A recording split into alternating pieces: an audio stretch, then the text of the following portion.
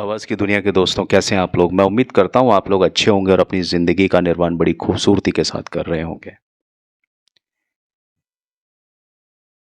आज हम एक बार फिर से बात करेंगे भारतीय सिनेमा के दो महान सितारों के, अमिताभ बच्चन और शाहरुख खान, जिन्होंने खलनायक के किरदारों को नया आयाम दिया।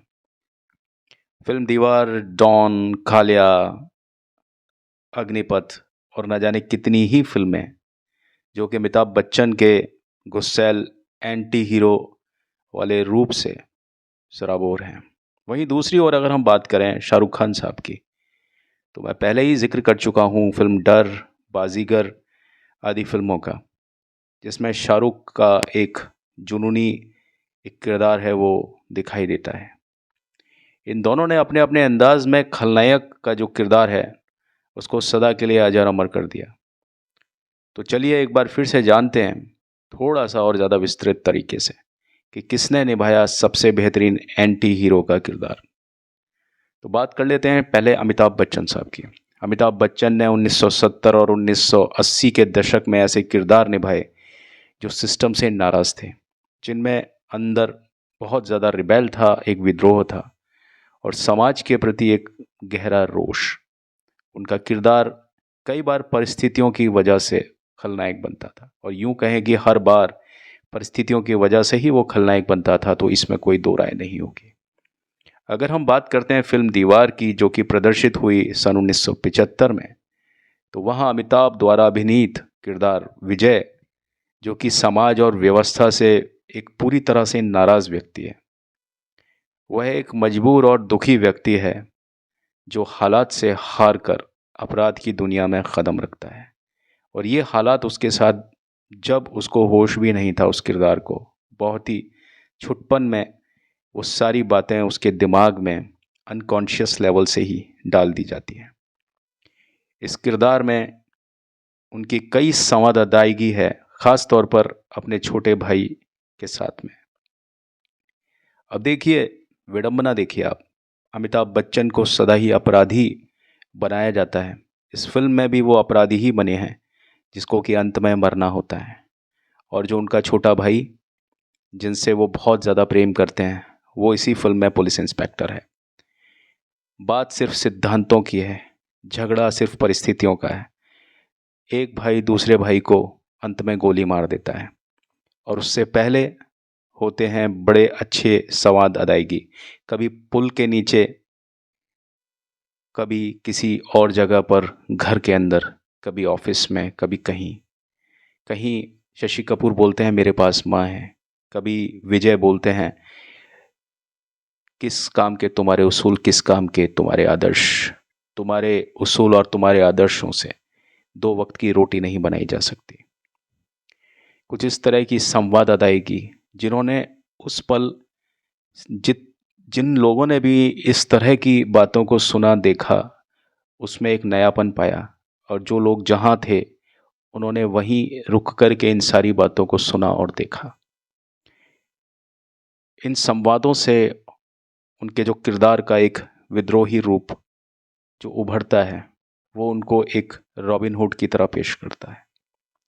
वहीं अगर हम बात करें फिल्म डॉन की, जो कि प्रदर्शित हुई थी 1978 में, तो डॉन में अमिताभ बच्चन ने माफिया का किरदार, माफिया जो डॉन होते हैं उनका किरदार निभाया था और उनके चेहरे पर एक खास किस्म की, एक अलग किस्म की बेबाकी, बेखौफी और चालाकी थी और ये तीनों चीज़ों का इतना बढ़िया मिश्रण था कि मैं क्या कहूँ। अमिताभ बच्चन को सलाम है। इस किरदार को जो उन्होंने यादगार बनाया, मेरे ख्याल में कोई और कलाकार ये काम कभी कर नहीं पाएगा। उनकी अदायगी में वो कड़कपन और आत्मविश्वास जो दिखता है, जो दर्शकों को उनकी खलनायकी का जो अंदाज़ है, वो मैं उसके लिए भी मेरे पास कोई शब्द आज तक भी नहीं है, ना मैं उन शब्दों को गढ़ सकता हूँ। वो एक तिलिस्म है, वो जिस भी परिस्थिति पर अमिताभ बच्चन नाम का एक पारस पत्थर पड़ जाता है, वो परिस्थितियाँ खुद ब खुद सोना बन जाती हैं, मैं तो यही कहूँगा। उसके बाद फिल्म आई एक 1990 में, अग्निपथ। हालांकि ऐसा नहीं था कि इनके बीच में कोई भी फिल्म अमिताभ बच्चन की हिट नहीं हुई या मैं उनका ज़िक्र नहीं लेना चाहता। लेकिन फ़िलहाल मैं उन फ़िल्मों की बात करूँगा जहाँ पर वो या तो कोई हिस्ट्री शीटर बने हैं या वो डॉन बने हैं।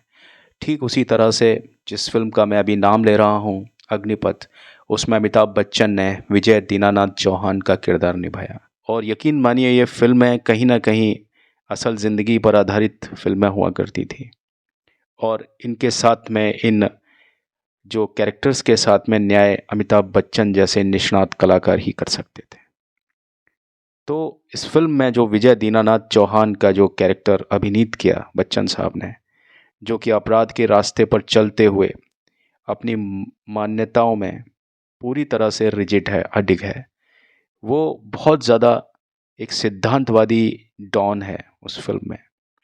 और ये उनके गुस्से में, उनकी आवाज़ का अंदाज़ और उनके जो डायलॉग डिलीवरी है इस फ़िल्म में थोड़ी-सी फ़ास्ट है। बहुत तेज़ डायलॉग डिलीवरी करते हैं वो।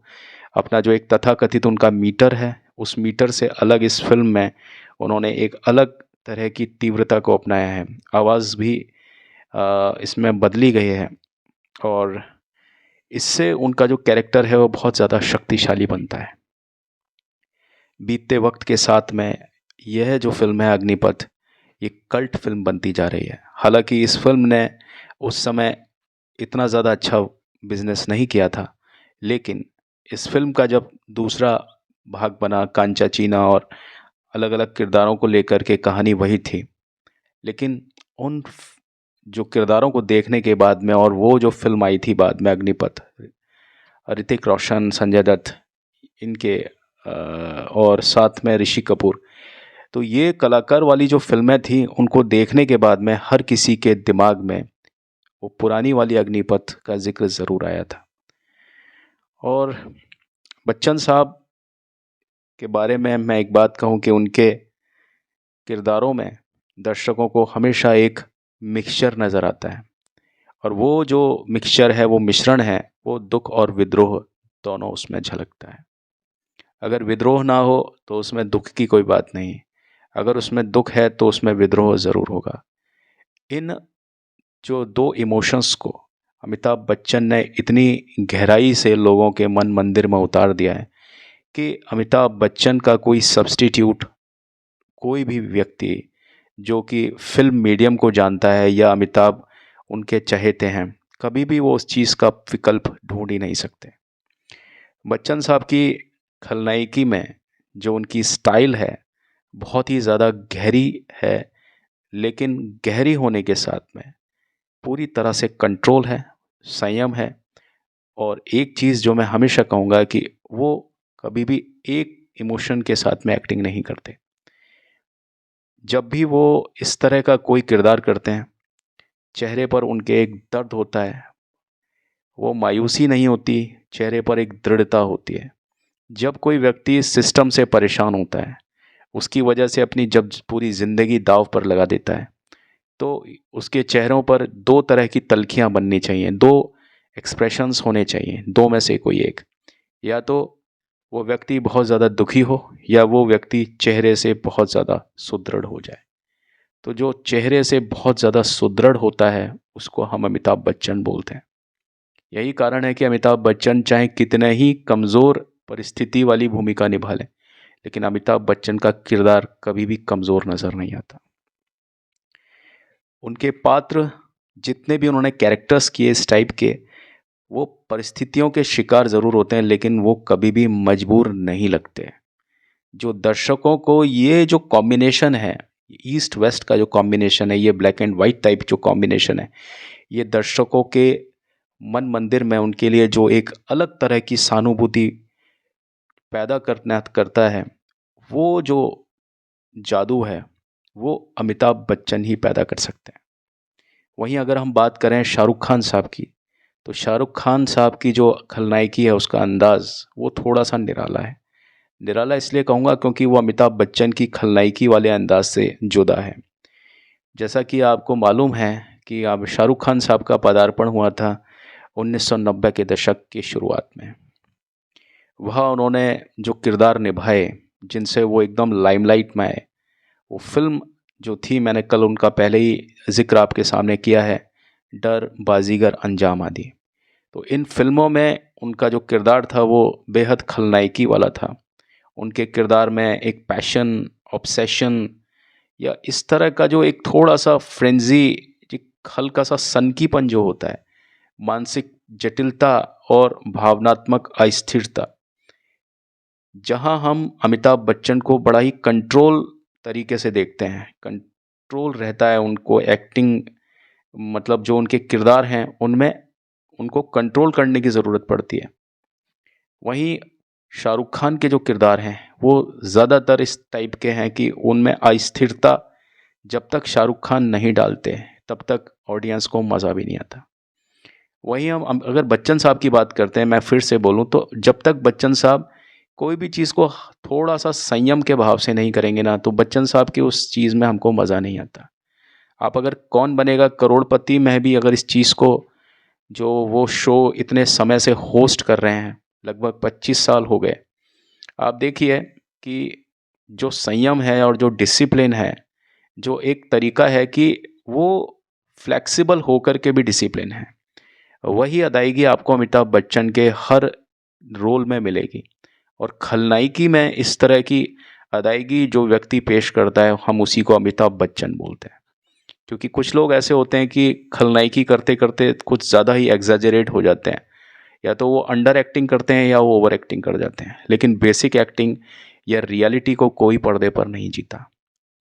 तो अगर हम रियलिटी की बात करें तो वो बच्चन साहब की में आपको बहुत ज़्यादा दिखाई देती है। लेकिन वहीं शाहरुख खान जो काम करते हैं वो कैरेक्टर की डिमांड होती है। अगर कैरेक्टर को पागलपन वाली चीज़ में दिखाना है, वो दौरा अगर कैरेक्टर को आता है, तो शाहरुख खान उस कैरेक्टर की खाल में, उसकी त्वचा में घुस के जो काम करके लाते हैं, वो काबिल तारीफ़ होता है। तो उनके खलनायकी के किरदार में जो एक रोमांस और क्रूएलिटी, यानी रोमांस और क्रूरता का जो मिश्रण है, वो बहुत गज़ब का एक मिश्रण है। यानी आप जब गहराई में किसी एक्टिंग किसी भी पात्र में जब आप गहराई से उतरते हैं, वहाँ पर आपको कुछ चीज़ों का मिश्रण आपस में करना पड़ता है। लेकिन ये मिश्रण का जो प्रोपोर्शन है, जो इसका रेशियो है, वो बहुत ही शानदार होना चाहिए। अनुपात अगर गलत है, तो अच्छे से अच्छा जो एक्टर है, वो भी चल नहीं पाएगा किसी परिस्थिति में। लेकिन बच्चन साहब और शाहरुख खान दोनों ही इस बैलेंस को बनाने में महारथी हैं।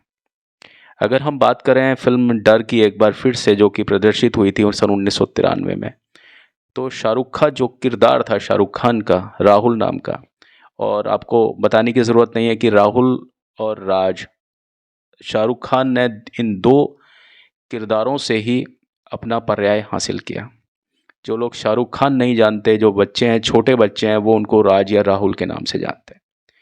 तो वो किरदार कितना महान होंगे, जो कि एक अभिनेता ने जो काम किया, जिनको अजर अमर बना दिया, वो अभिनेता भी उतना ही ज़्यादा महान होगा। तो राहुल का जो जुनून है, वो किस हद तक एक पागल प्रेमी, आपने सभी ने डर फ़िल्म तो ज़रूर देखी होगी कि अकेले में शाहरुख खान किस तरह से बातें करता है। बिल्कुल हमको साफ मालूम चलता है कि ये कोई साइकोलॉजिकल कुछ प्रॉब्लम शाहरुख खान को है इस फ़िल्म में, जो कि किरदार में दिखती है। और फिर वो जिस तरह से ब्लास्ट करता है सबके सामने, जो वो जूही चावला को रंग लगाता है और उसका पीछा करता है, और जो उसका बॉयफ्रेंड होता है जूही चावला का, सनी देओल, सुनील, उस पर जो हमला करता है हर जगह पर, होली के माहौल में, मेले में, जो जो भी कुछ शाहरुख खान करता है, आप समझिए उसमें सनी देओल फ्रेम में कहीं नज़र ही नहीं आते हैं।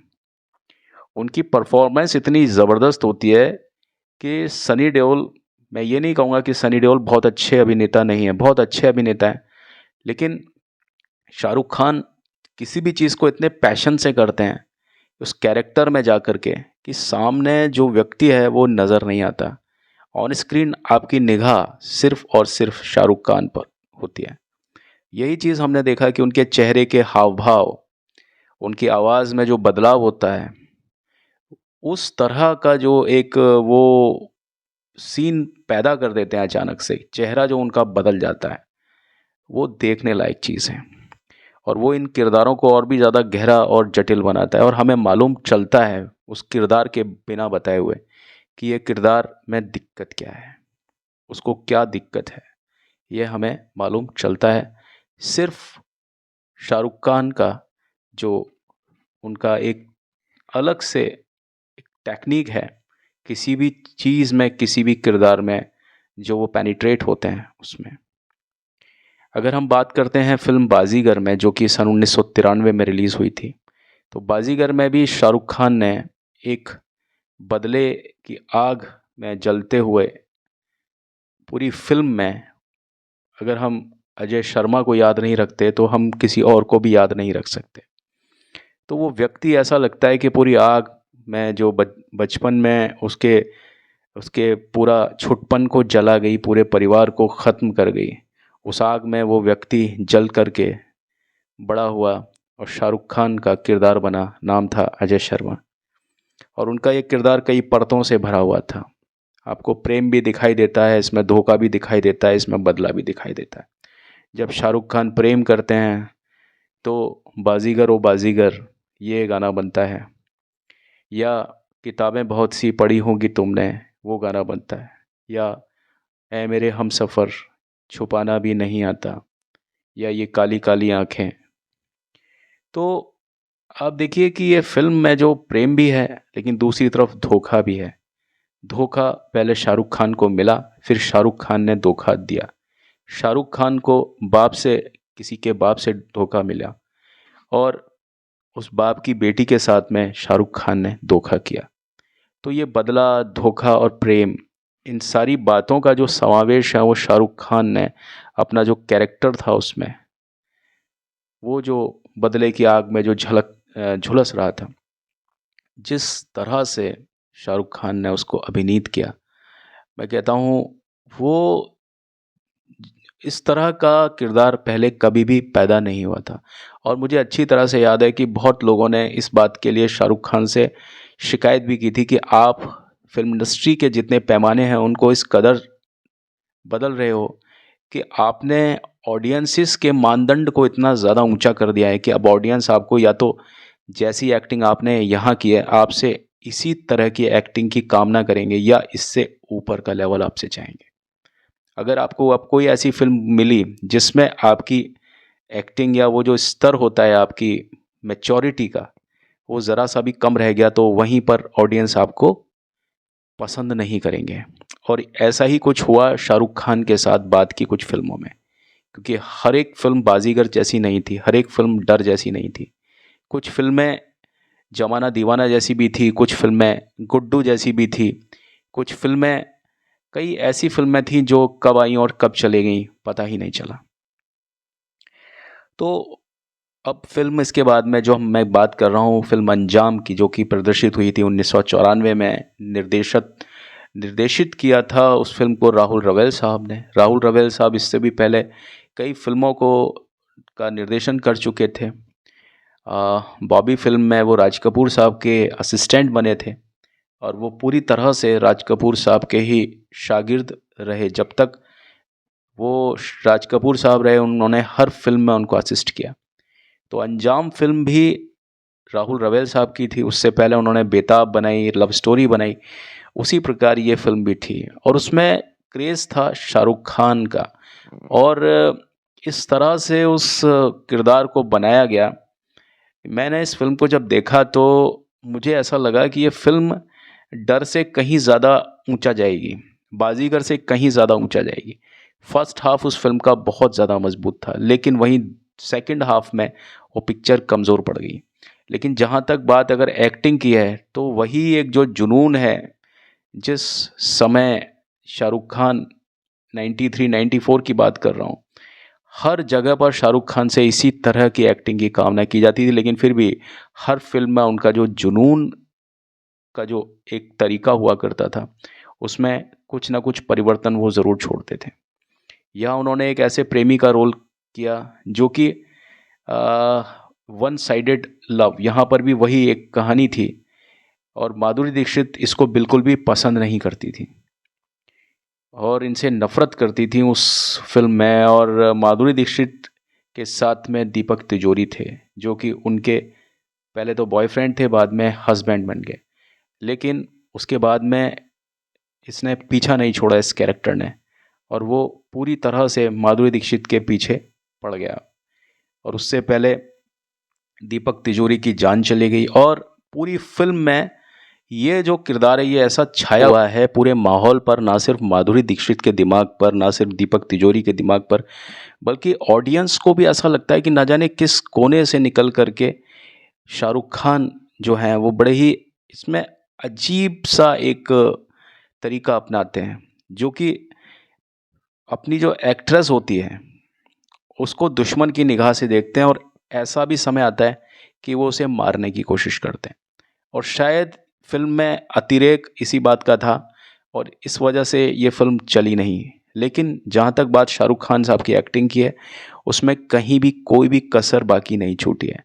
आप ना चाहें तो एक बार, चाहे ना चाहें तो आप इस फिल्म को देख सकते हैं।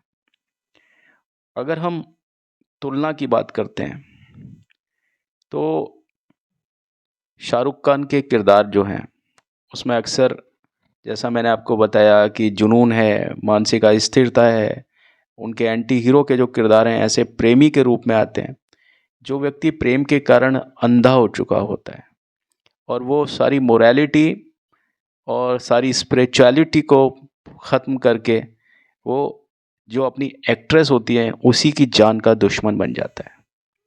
उनके किरदारों में एक ख़ास प्रकार की साइकोलॉजिकल डीपनेस होती है, जो दर्शकों को हर पल रोमांचित करती है। अगर हम चरित्र की गहराई और उसके विकास की बात करते हैं दोनों के बीच, अमिताभ बच्चन साहब और शाहरुख खान के बीच, तो अमिताभ के किरदारों में सामाजिक समस्याओं और विषमताओं के खिलाफ विद्रोह देखा जा सकता है।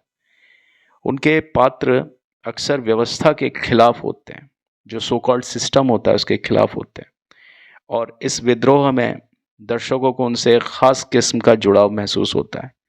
वहीं दूसरी ओर अगर हम शाहरुख खान का अगर एक तौर तरीका देखें, तो शाहरुख खान का जो खलनायक है वो प्रेम में पूरी तरह से पागल है, उन्मादी है, और मोरालिटी यानी नैतिकता की सीमाओं को पूरी तरह से पार करके, उसके परे जा करके अपनी घिनौनी मानसिकता और उनकी जटिलताओं को पूरी तरह से पर्दे पर उकेरता है। अगर हम प्रभाव और प्रभावशाली संवाद की बात करते हैं ओवरऑल, तो अमिताभ बच्चन का जो स्वभाव है बहुत ज़्यादा गुस्सैल भी है, और कहीं पर आप देखेंगे कि अमिताभ बच्चन बहुत ज़्यादा शांत स्वभाव से भी बात करते हैं। उनकी संवाद अदायगी इस बात में है कि अमिताभ बच्चन जब शांत रहते हैं कई बार किसी सीन में, तो वहाँ भी ऐसा लगता है कि ये संवाद बोल रहे हैं, क्योंकि जब वो संवाद अपने होठों से नहीं बोलते तब उनकी आंखें बोलती हैं, तब उनके शरीर का एक एक अंग, उनकी भाव भंगिमाएँ वही काम करती हैं जो कि शब्द भी शायद ना कर सकते हों। वहीं अगर हम शाहरुख खान की बात करें, तो शाहरुख खान का जुनूनी खलनायक जो है उसका किरदार में बहुत ज़्यादा एनर्जी है, बहुत ज़्यादा मानसिक अस्थिरता है, जो मैं आपको हमेशा बताता रहा हूँ। दोनों ही जो ये शख्सियत हैं, विभूतियाँ हैं हमारे अमिताभ बच्चन और शाहरुख खान, इनकी संवाद अदायगी और बॉडी लैंग्वेज अलग अलग माहौल के हिसाब से अलग अलग तरह से बदलती है, और उस माहौल में पूरी तरह से सटीक बैठती है।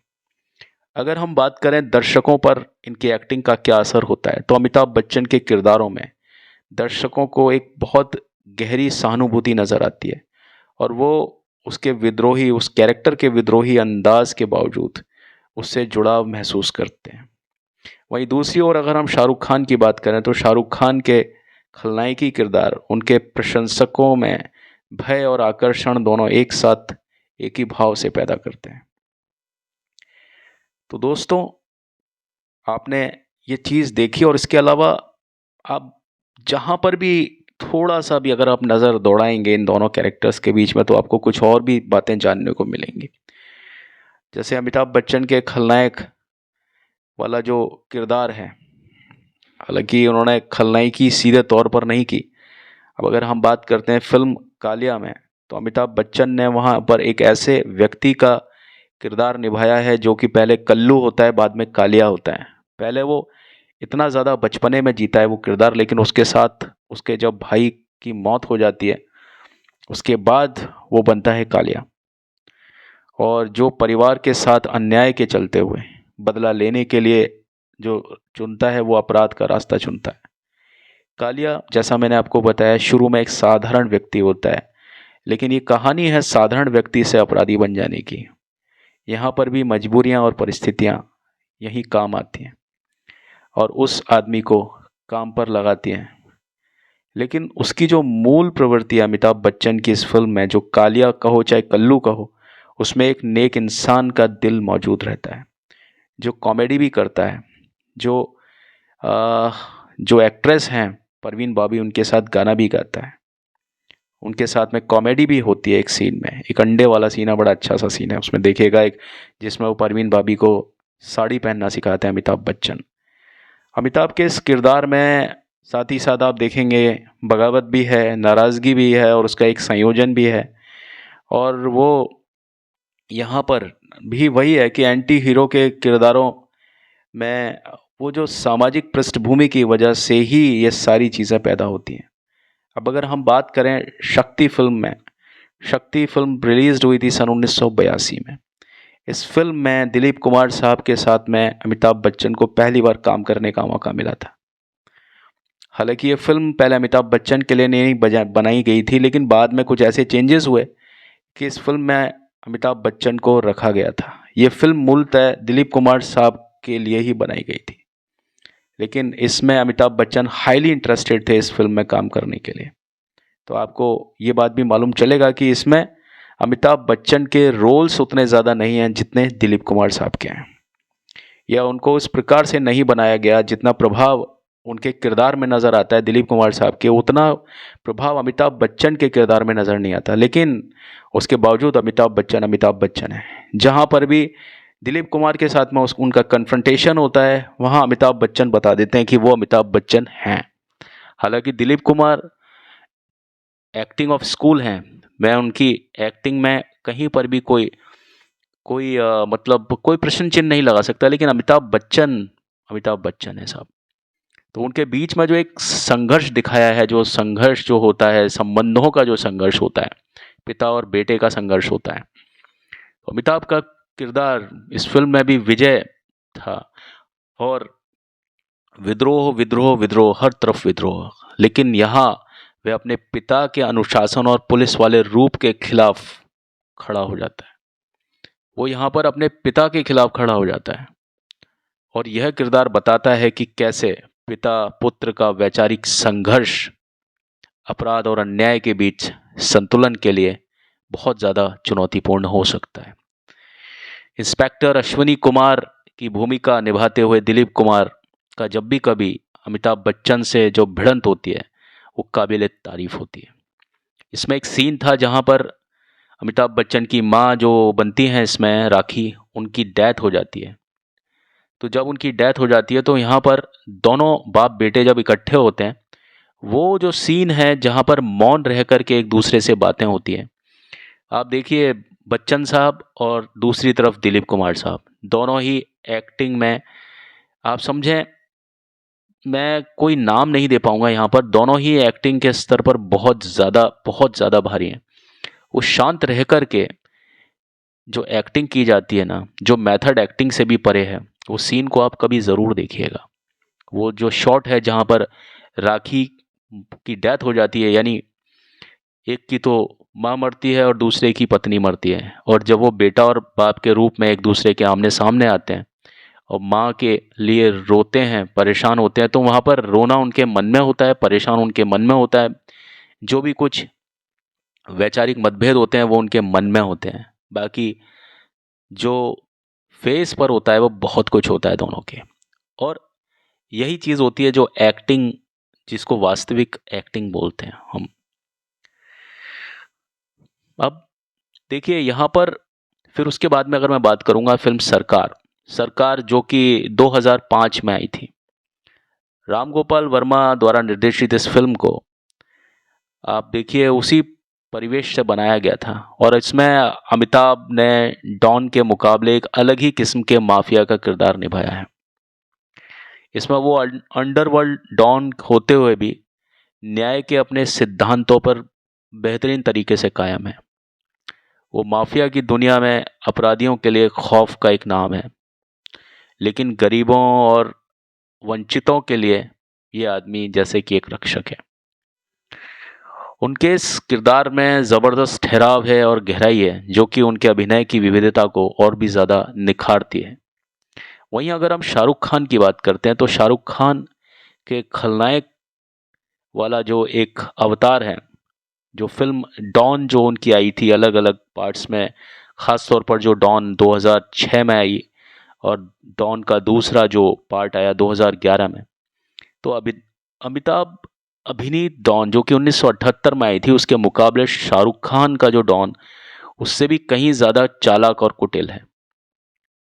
शाहरुख खान ने इस किरदार में बहुत ही ज़्यादा मॉडर्निटी वाली टेक्निक्स को यूज़ किया है और उस किरदार को बहुत ज़्यादा ऊंचाई देने की कोशिश की है। उनका किरदार हर बार शतरंज की बिसात पर कुछ ऐसी चालें चलता है कि दुश्मन उनकी पहुंच से हर बार बाहर हो जाता है। उनकी संवाद अदायगी और स्टाइल ने इस फिल्म को एक नया और आधुनिक टच दिया, लेकिन मैं फिर भी यही कहूँगा कि फिर भी अमिताभ बच्चन की डॉन एक अलग ही किस्म है। अगर हम बात करते हैं फिल्म फैन की, जो कि आई थी सन 2016 में, तो इस फिल्म में शाहरुख खान ने दोहरे किरदार निभाए थे। और ये आपको मालूम होगा कि दोहरे किरदार कोई व्यक्ति कब निभाता है। उसको दोहरे किरदार यानी डबल रोल कब दिए जाते हैं, जब कोई व्यक्ति बहुत ज़्यादा अपना नाम बना चुका होता है, उसका कॉन्फिडेंस लेवल जब बहुत हाई होते हैं, ऐसे ही कलाकार को डबल रोल दिए जाते हैं। एक सुपरस्टार है और दूसरा उसका जुनूनी फैन। गौरव जो शाहरुख खान का जुनूनी फैन है, एक तरह से एंटी हीरो ही है, क्योंकि वो अपने आइडल से निराश होकर एक प्रतिशोध की राह पकड़ लेता है। और इस किरदार के ज़रिए शाहरुख खान ने मानसिक अस्थिरता और जुनून को एक अलग ही स्तर पर पहुंचा दिया है, जिसमें फैन का प्यार एक खतरनाक नफरत में तब्दील हो जाता है। इस फिल्म को ज़रूर देखिएगा। और उसी प्रकार एक फिल्म आई थी 2017 में जिसका नाम था रईस।